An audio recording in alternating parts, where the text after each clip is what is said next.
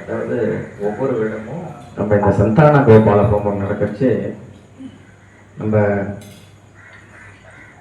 பாப்பநாசம் பக்கத்தில் இருக்கக்கூடிய திருக்கற்காவூர் அங்கே வந்து கர்ப்பரக்ஷாம்பிகை அம்மன் ஆலயம் இருக்கு. அந்த கோயிலுடைய பிரசாதம் வந்து அங்கேருந்து வரவழைச்சு இங்கே கொடுப்போம். அது ஜென்ரல் நடக்கும்.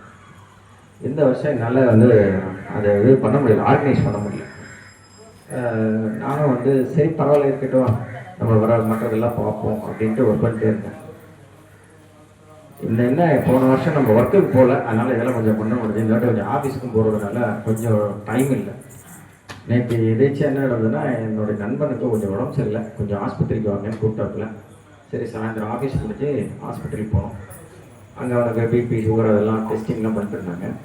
அந்த அந்த ஆஸ்பத்திரியில் மகப்பேறு மருத்துவம் தனியாக இருக்குது. அந்த டாக்டர் வந்து ஆன்மீகம் சம்பந்தமான நூல்களும் எழுதியிருக்காங்க.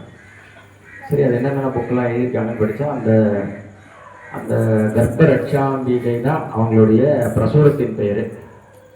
அவங்க வந்து திருமூலர் திருமந்திரத்திலிருந்து என்ன விஷயங்கள்லாம் வந்து இந்த கர்ப்பம் தரிக்கிறத பற்றி இருக்குன்றதை பற்றி அவங்க ஒரு 300 பக்கம் புத்தகம் எழுதியிருக்காங்க. நேற்று அந்த ஹாஸ்பிட்டலில் வந்து கொஞ்சம் நேரம் படிச்சுட்டு இருக்கும்போது நிறைய விஷயங்கள் நமக்கு அதில் தெரிஞ்சுக்கிற பெரிய வாய்ப்பாக இருக்குது. இதெல்லாம் முடிச்சுட்டு வெளியே வரச்சு, என் ஃப்ரெண்டுக்கெல்லாம் முடிஞ்சிருச்சு. வெளியே வரும்பொழுது அவங்க கர்ப்பரட்சாம்பிகை கோவிலுடைய குங்கும யுவதி பிரசாதம் கொடுத்தாங்க. அது நமக்கு பெரிய பாக்கியம் இல்லையா?